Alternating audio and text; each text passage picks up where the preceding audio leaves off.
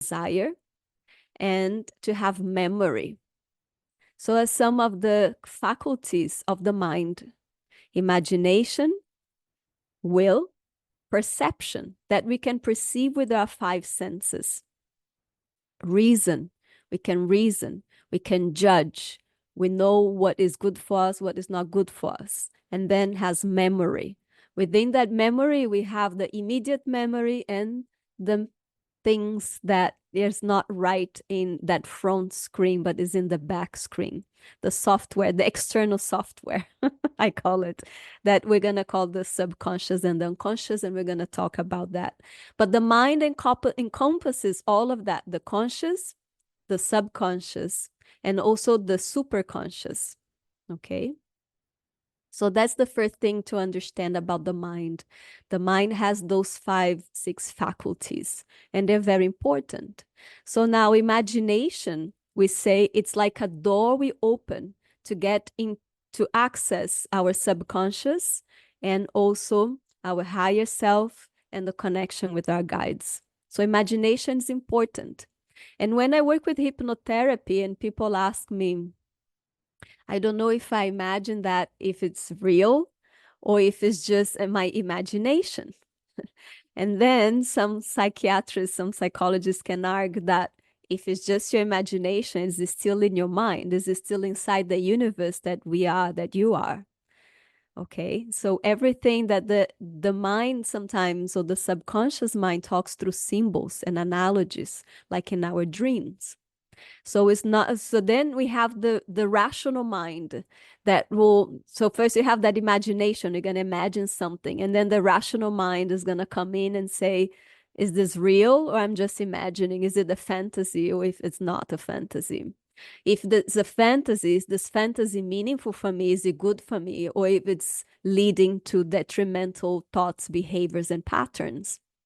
So that's why that faculty of the mind to be able to rationalize, to judge, it's also important.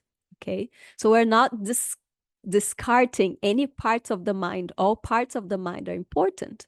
And then we can say that the mind has the ego mind. And the ego mind is also important. Is that part of us that thrives, that fights for our survival, is our survival instinct to keep us alive, to keep us going. So that's also important. So we have to work around that part of our mind also, our ego. And there's a lot of philosophical systems and gurus out there, spiritual gurus, that preach that the ego is not good, the ego is bad. The ego is not bad. The ego is there. It's a part of ourselves, part of the mind, and is here to do the work, okay? To keep us alive, to keep us thriving. And it's important part of our mind. And then we have our intuition. First, let's talk about the perception. Perception is that what we can see with the 5 senses. I can perceive you looking at me through my eyes and my vision. I sometimes perceive a smell in the room. I can hear, and I can taste, and I can touch. And through all those senses, I can create my reality. But then we have the intuition, and the intuition can be seen as the 6th sense. So is that part of us that can perceive beyond that what we can see with our eyes, feel with our hands, hear with our ears, taste with our mouth. And that's a beautiful part of beautiful faculty of the mind that we're going to also work with. So through those classes, we're going to work with all those faculties of the mind, and we're going to learn how to navigate these workings of the mind to understand the conscious mind, to access the subconscious mind, and to unlock the super mind, the super conscious mind. And within that part of our mind is where we're going to encounter our guides, our higher self, that voice of intuition that always speak.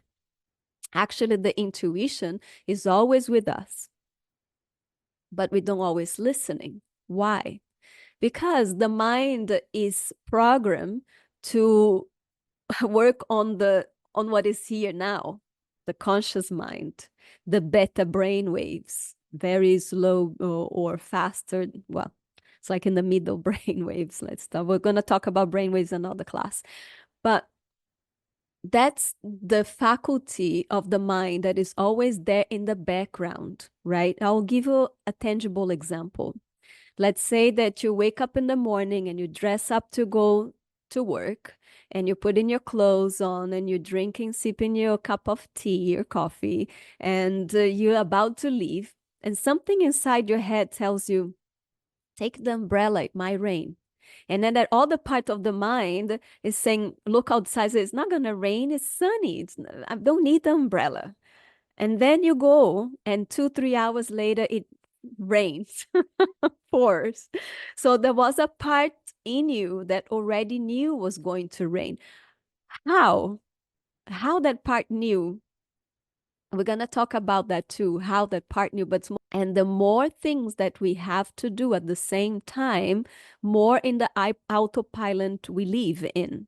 The more we take away the distractions, the multitasking, and really become mindful of each one of our activities with less noise or influences in that radio station of the mind, the more we can tune in with that intuition. And I feel there is a reason why, and talking about conspiracy theory, your big brothers out there, tells us that it's really cool to multitask, to do so many things, to be so powerful, to be always overdoing things. Because the more we overdo things, the less present, fully present we are with each one of the things that we are doing. And the less noise it is, the less distractions in our mind, and the more we become in this autopilot, right? The less we hear. So the more we silence our mind, the more we can hear. And that's the principle of yoga. Yoga chitta vritti nirodha, is the control or the suppression of the instabilities of the mind. We're going to have a whole class only on that. We're going to go a little deeper into that. But here we're trying to explain the faculties of the mind, how each one of those faculties are important, and how each one of those faculties can be a tool to help us connect with all aspects of our mind, conscious, subconscious, and higher self, superconscious. Okay.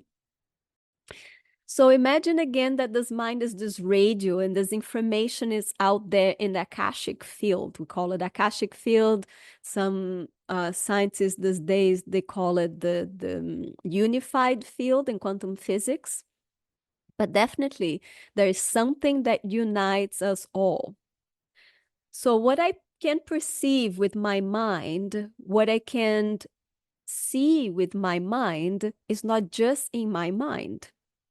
When I'm talking to you right now, I'm igniting, I'm reminding you of something that you already know, because it doesn't come from inside my mind as ideas. It comes from a bigger mind that we can, the big software. You can call it unified field, collective consciousness, God, however you want to name it and call it.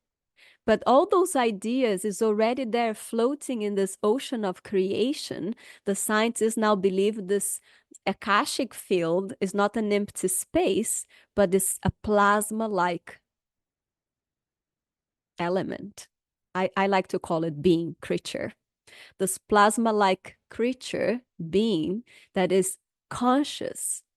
And when we work on our individual consciousness, we are adding on to that bigger mind collective consciousness. And that is how we are always expanding and creating. Does it resonate a little bit? You can just make thumbs up if you want. Yeah, great. So let's talk about conscious, subconscious, and higher consciousness. So one thing is mind, right? What is the mind? We talk a little bit about what is the mind. So the mind is like this computer that through imagining and the senses will create those thoughts, ideas, feelings, behavior, and then it'll project into outside world, into the external world. So what we see outside is what we perceive from the inside.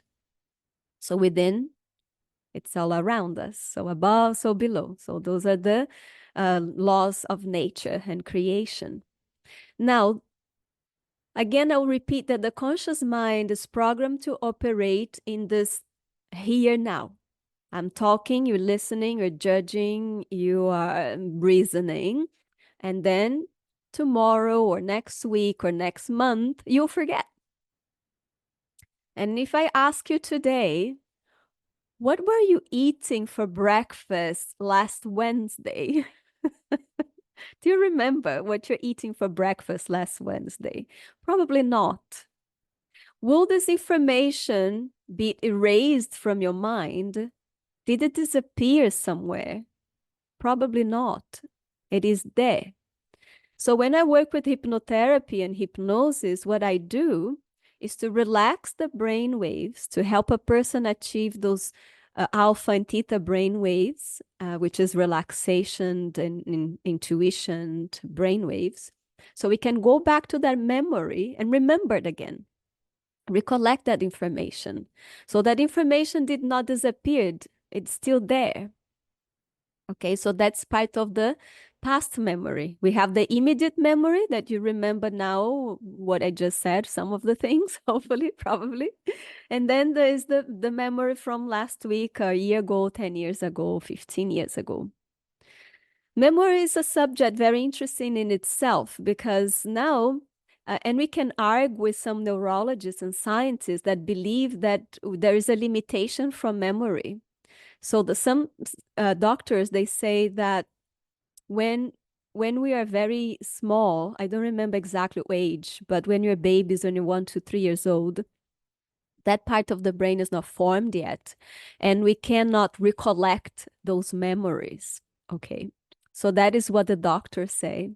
Some shamans, medicine women, people who work with hypnosis, hypnotherapy, we can argue against that. Maybe I don't have proofs to prove, but I have seen cases where people do remember things when they're very little.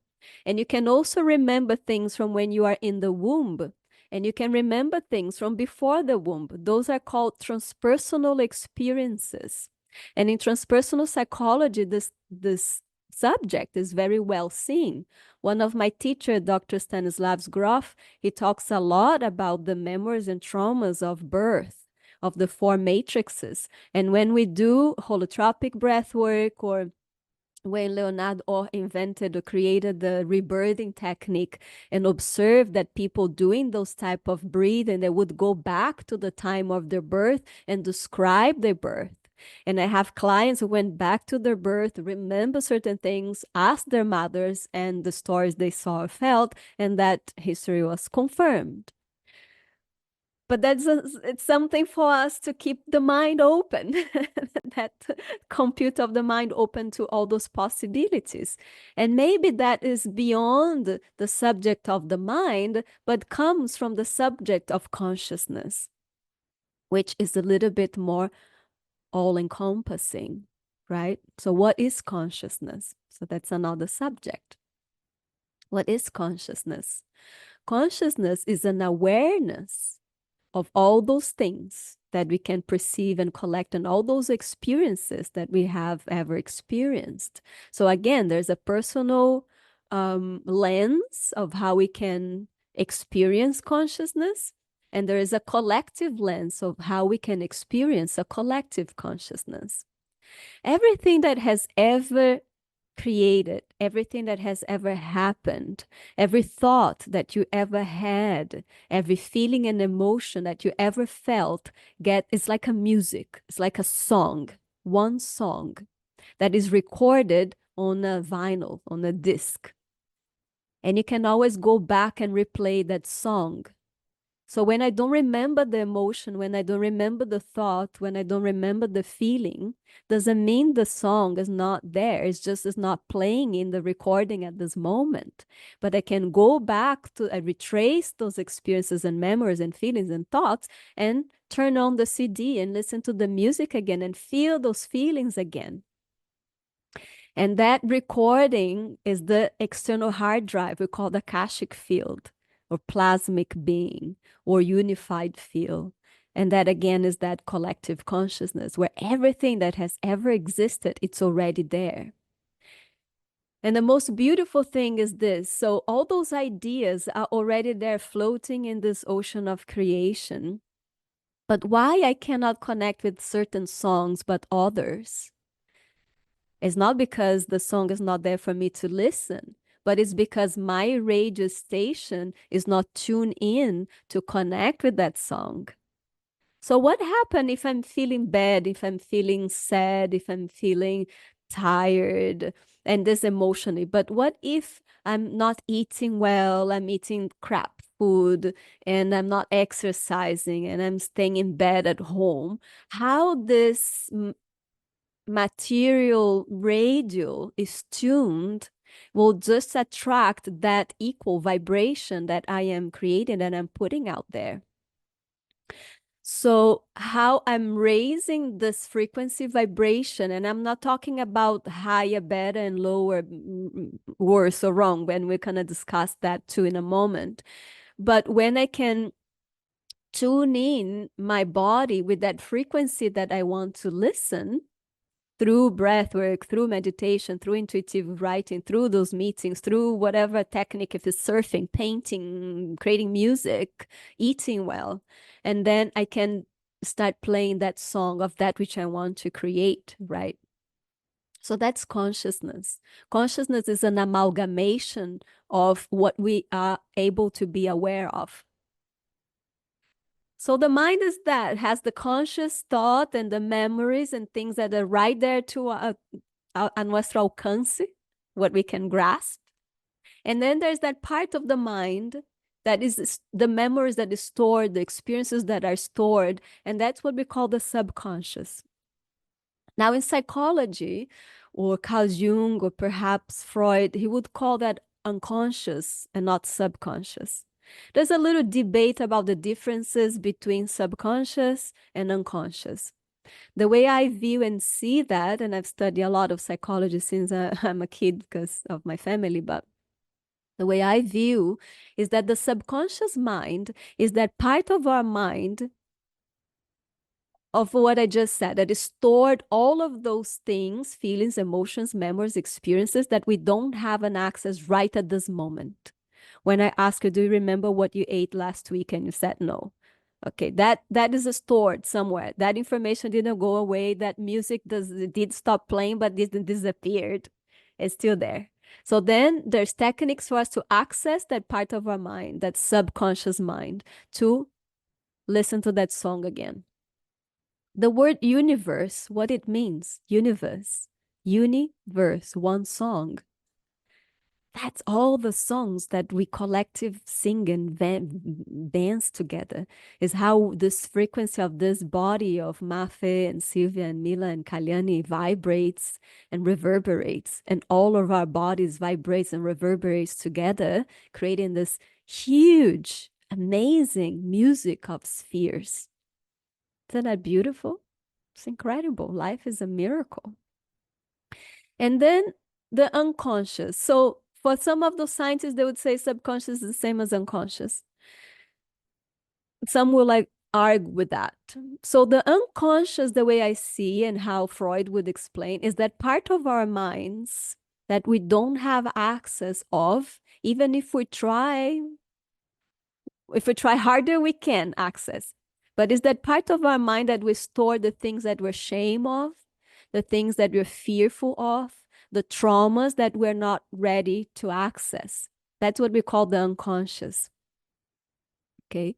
So it doesn't necessarily is the subconscious, but it can be. That is just like play of words. I'm just getting into more technical details, so you don't need to worry about that. But that's just the way I see. The subconscious is the amalgamation of all the things and memories and feelings and impressions and practices that we don't have an immediate access to. And the unconscious is a drawer within the drawer that is a little more like a locked with a key that perhaps we're not so ready to access. So when someone comes for me for a hypnosis session and they want to heal from trauma, from a specific trauma, they might not be able to access the trauma on one session. And we need to little by little open different doors, open different windows, and slowly dig deeper, deeper, deeper until their psychic are strong, or their nervous system are strong enough that they can hold that or contain that information. Then they're ready to process. Okay, so we talk about mind, consciousness, subconscious, unconscious. Now let's talk about super consciousness. So the super consciousness, it's one step beyond. And psychology don't talk about super conscious. They're afraid of the super consciousness because it touches aspects and things that we cannot prove, and we cannot prove with science. And we cannot prove because it's empirical. You need to experience yourself.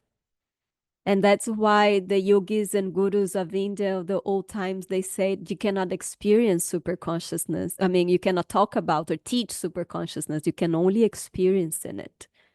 Only when you are in it is then you know what super consciousness is. But it's when all those veils of separation and confusion dissolve, and we can merge and become part of the symphony of this universe, of this one song of creation. And that's wonderful. And we need to be open to those ideas, possibilities, probabilities, and experiences. So if we're not open to experience them, we're probably not. And I'll translate that with an example. If someone comes to see me for a hypnosis session, but they come from a background or a religion system that don't allow them to believe in past life, they'll probably won't see any past life in their hypnosis session because their consciousness is still not wired to tap into that information. So for that person, this thing doesn't exist. And is it true? For that person, past life doesn't exist. And in their universe doesn't exist until they're ready to open that window of their consciousness to be able to understand it, and then maybe eventually they'll feel it and experience. So if someone comes from a Hare Krishna background and they'll go into a hypnotic state, it's possible that their higher self will show them an image of Krishna or Radha or this celestial worlds. And someone who have never heard about Krishna before might not never tap into that information. Is that right? Is that wrong? Is it real? Is it not real?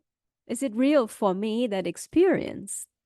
Because that information is in my universe. And this vessel is wired to play that song. It doesn't mean that the other songs doesn't exist. I'm just not wired to play that song yet. So good, we're good. Okay. So super consciousness is a beautiful thing and is a beautiful practice.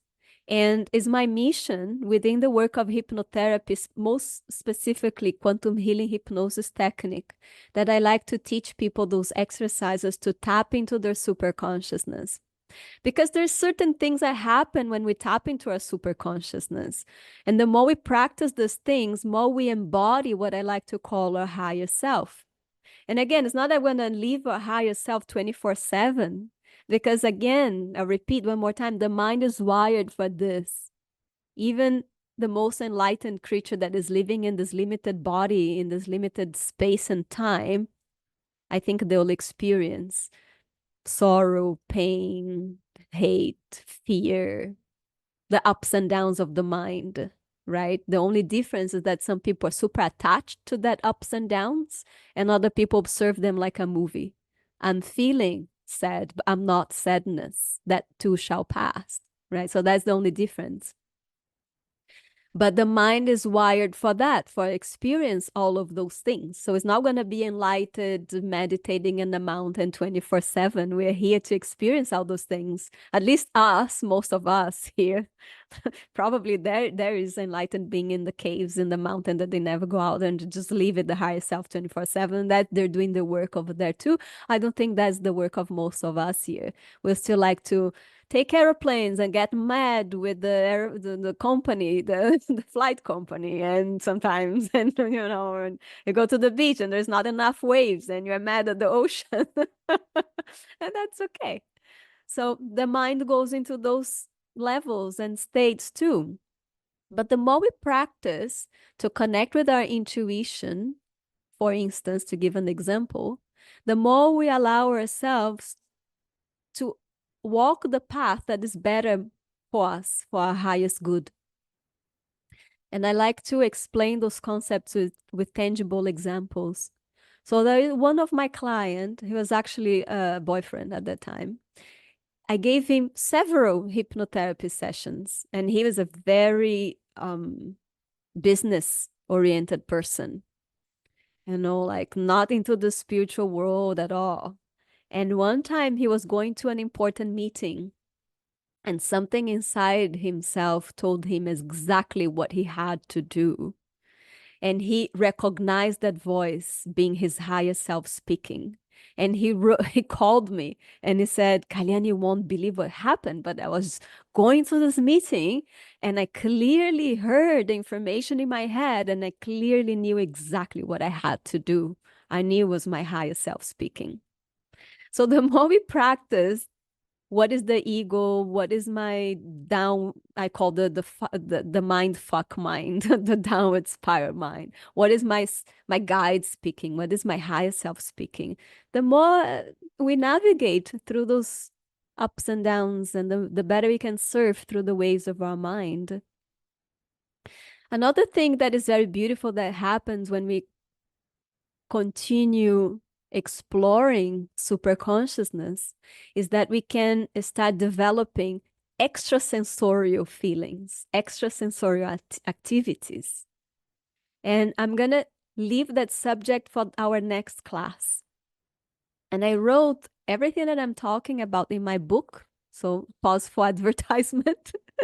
So this is my book. I just had 50 copies that arrived in Santa Teresa today. Otherwise, you can find it on Amazon.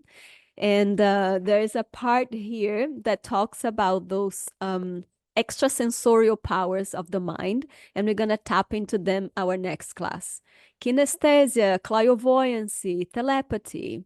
So, and we're going to practice exercises for those aspects to develop those abilities of the extrasensorial mind, our superconscious mind.